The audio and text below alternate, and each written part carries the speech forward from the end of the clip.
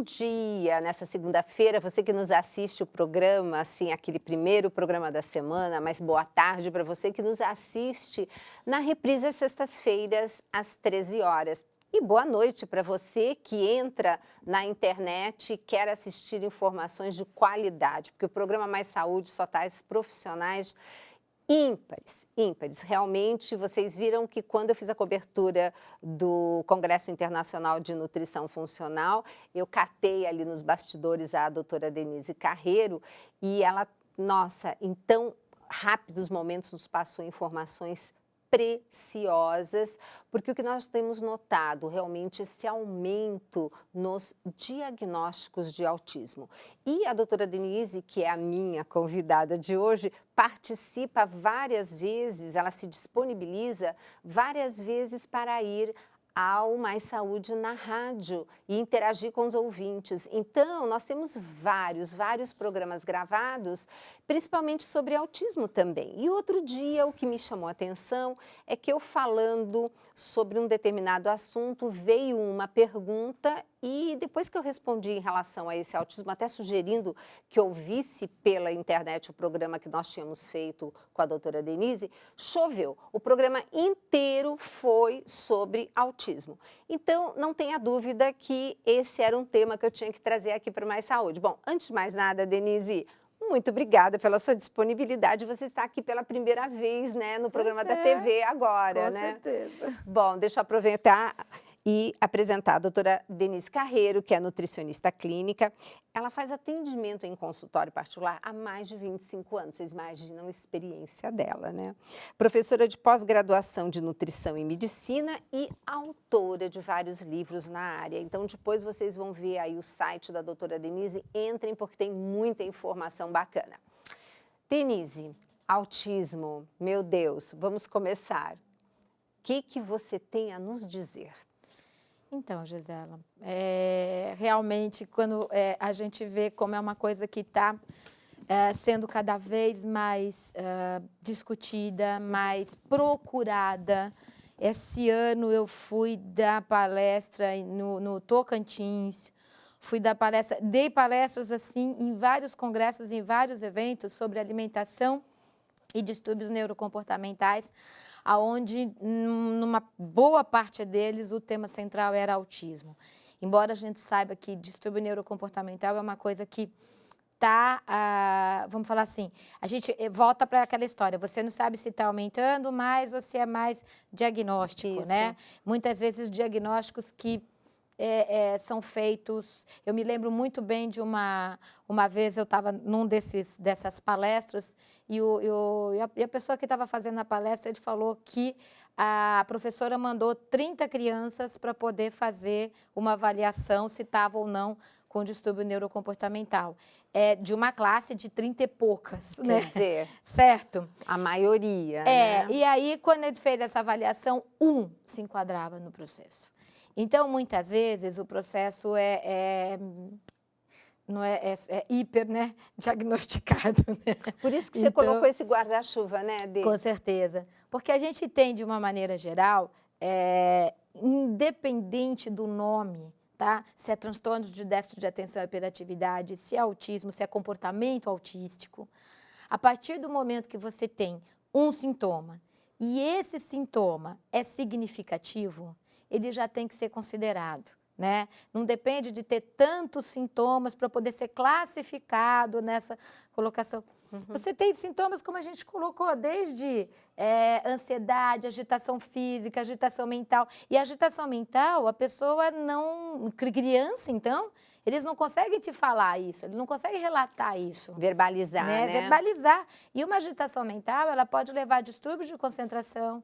A pessoa vai tentar focar, ela já está pensando em 20 coisas ao mesmo tempo. Quando ela tenta voltar, já perdeu o fio da meada. Exato. Né? Aí é normalmente extremamente inteligente, mas muitas vezes vai mal na escola por causa desse processo. Né? Quantas crianças que eu já atendi que elas chegavam uma delas, um menino de 14 anos, ele chegou no meu consultório, na segunda consulta, em vez dele me falar boa tarde, ele chegou para mim e fez assim: voltei a ter amigos. Olha. E em seguida ele falou assim para mim, nunca mais ninguém vai me chamar de burro. Ai, meu Deus. Né? Então foi 2 meses que ele foi de 2,3 de matemática para 8,9, assim. E já tinha tomado drogas, né, como metilfenidato, tudo. Tinha tomado por 6 meses há 2, 3 anos antes, passando mal, com sintomas de efeitos colaterais que a mãe não conseguiu manter, por mais que de alguma maneira ajudasse a, né, segurar um pouco a criança, mas aí você vê que em 2 meses de mudança de alimentação ele teve uma resposta que ele não teve em 6 meses com uma droga. Você falou a palavra né? mágica, quer dizer, na verdade foi a mudança de alimentação que fez toda a diferença, né, Denise? Sem dúvida, sem dúvida. Então, o que são esses fatores alimentares relacionados a esses distúrbios? Esse slide está maravilhoso. Quando a gente coloca, né, dentro de fatores alimentares relacionados a distúrbio neurocomportamental, como assim? O que a alimentação tem a ver com isso? Né? Então, a impressão que você tem é que o cérebro está separado do corpo, né? E que as mesmas faltas de nutriente, os mesmos excessos de um aditivo químico, de um agrotóxico, de uma substância tóxica, uma dificuldade de eliminar a toxina, tivesse interferência em qualquer órgão no organismo, menos no cérebro. Né? Então, o cérebro faz parte do corpo e está sofrendo ação de substâncias pró-inflamatórias, de aditivos químicos, de substâncias neurotóxicas e, principalmente, está tendo vários distúrbios relacionados à carência de nutrientes que formam o sistema nervoso central. Nutrientes que formam o neurotransmissor, que são substâncias que vão determinar como o organismo vai interagir com o meio. Né? Perfeito. Então, todos esses processos, eles podem interferir em função física, mas também mental e emocional, que não é considerado, né? E aí você tem muitas, quando você fala assim, as mesmas causas, exatamente as mesmas causas, que pode levar a um processo, ou seja, um TDAH, também pode levar a um comportamento autismo ou ao autismo. Quem que vai determinar isso? Aí entra a genética, tá? Mas a genética, a gente já sabe que 75% a 80% da expressão do gene determinada pelo meio. E aí entra o meio e dentro deste processo que envolve o meio, a nutrição é um dos fatores determinantes, já na barriga da mãe. Olha que interessante, né? Isso, Denise. E aí você fala desse aspecto que eu acho interessantíssimo. Traduz isso para os nossos, nesses próximos, nós temos 5 minutos ainda no bloco, mas passa muito rápido. Com certeza. Então, Denise, o que você pode estar traduzindo desse slide para os nossos telespectadores? Acho que uma coisa que é muito discutida, para quem lê um pouco, entra na internet, etc., fala assim, nossa, mas como assim? Tira caseína, tira leite de vaca, tira trigo, né, o glúten, e o autista melhora muito, consegue ter contato de olhos, melhora. Na verdade, não é mágica e não é tirar glúten e leite isoladamente que vai resolver. Tem que ter uma mudança total do comportamento alimentar de todos aqueles fatores que a gente deu uma pincelada no slide anterior. Porém, o glúten e a caseína, eles têm uma sequência de 7 aminoácidos que a enzima humana não digere. E dependendo da característica individual, e aí entra um pouquinho esse processo da genética, né? O que acontece? Essas substâncias são chamadas de opioides. Elas são chamadas de morfina-like. Por isso que é caseomorfina e gluteomorfina. E elas podem ocupar receptores do sistema nervoso central e modificar comportamento. Então, eles podem dar euforia, agitação, prazer no momento inicial, no momento posterior, depressão, letargia, embotamento.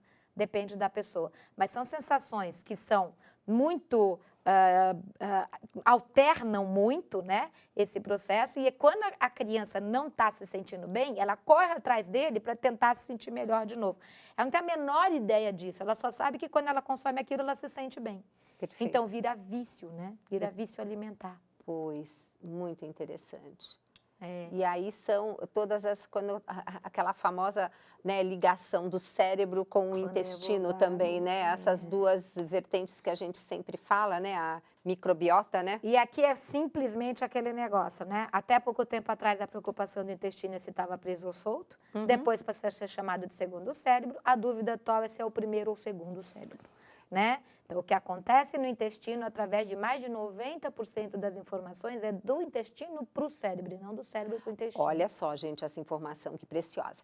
Eu vou deixar esse slide para a gente começar a comentar no próximo bloco, porque nós temos 2 minutinhos.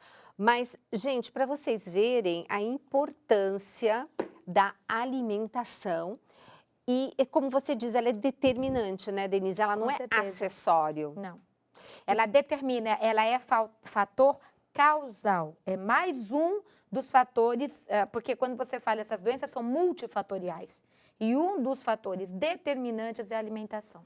E, Denise, no próximo bloco eu gostaria tanto que você desse uma retomadinha sobre aquele assunto que você falou do excesso de ácido fólico que está sendo dado justamente no período gestacional. Pré-gestacional e Exatamente. gestacional. Muito complicado isso, e a doutora Denise também vai comentar, porque, gente, genética é o que a doutora Denise falou, conta 20%. O gatilho que dispara esse gene, 80%, é o meio ambiente. E aí vocês vão ver no próximo bloco o que está acontecendo com a nossa alimentação, né, Denise? Com certeza. Um absurdo. Aliás, esse é um tema depois que eu gostaria de retomar com você no próximo momento, porque quem sabe assim, porque fim de ano, começo de ano, todo mundo está afim de fazer alguma mudança, né? Então, vamos lá, que de repente a gente pode estar desenvolvendo e dando algumas dicas interessantes. Mas a gente vai para um breve intervalo que não é propaganda comercial, porque a Canção Nova vive da providência divina e vive da generosidade dos nossos sócios colaboradores, que através